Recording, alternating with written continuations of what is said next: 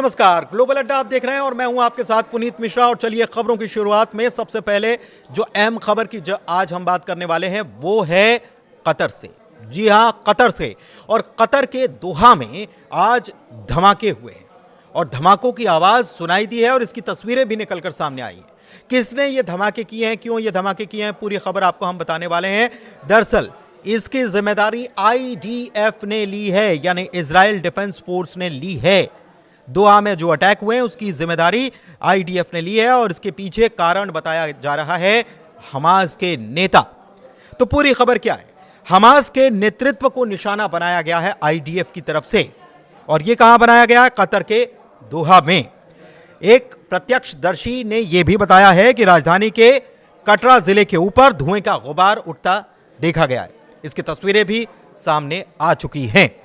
और इस बीच IDF ने यह दावा किया है कि उसने 7 अक्टूबर को हमले के पीछे हमास की जो सीनियर लीडरशिप थी इसको निशाना बनाकर सटीक हमला किया है।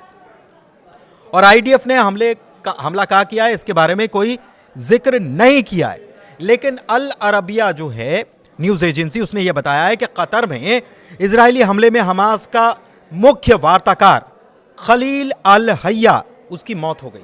यह बड़ी खबर निकलकर सामने आ रही। अब यह पूरा क्या चल रहा है यह भी आपको समझाते हैं। यह घटना दरअसल ऐसे वक्त में सामने आई है जब अमेरिकी राष्ट्रपति डोनाल्ड ट्रंप इजराइल और हमास के बीच युद्ध विराम के लिए लगातार कोशिश कर रहे हैं और दबाव भी डाल रहे हैं। ट्रंप ने हाल ही में रविवार को एक बयान दिया था और कहा था कि इजरायलियों ने भी मेरी शर्तें मान ली हैं, हमास को भी मान लेना चाहिए और हमास को हम वार्निंग दे रहे हैं कि अगर वो नहीं मानेंगे तो फिर उन्हें क्या अंजाम भुगतना पड़ सकता है, इसके बारे में उनको सोच लेना चाहिए। हालांकि हमास की तरफ से भी इसके बाद यह कहा गया कि वो युद्ध विराम समझौते पर पहुंचने के लिए अमेरिका की तरफ से जो विचार आए हैं इसको तुरंत मानते हैं और तुरंत प्रभाव से बातचीत के लिए, मीटिंग के लिए टेबल पर बैठने के लिए तैयार हैं। तो ये जब हमला हुआ है तब हुआ है जब हमास की तरफ से बातें, शर्तें मान ली गई थी और कहा था कि हम बातचीत और बैठक करने के लिए तैयार हैं। फिर भी हमला हुआ। और कहां हुआ? जो जानकारी आ रही है वो ये आ रही है कि ये उस जगह हुआ है जहां पर नेगोशिएशन टीम जो है वो बातचीत कर रही थी गजा में सीज फायर का मामला कैसे बन सकता है, कैसे सीज फायर हो सकता है।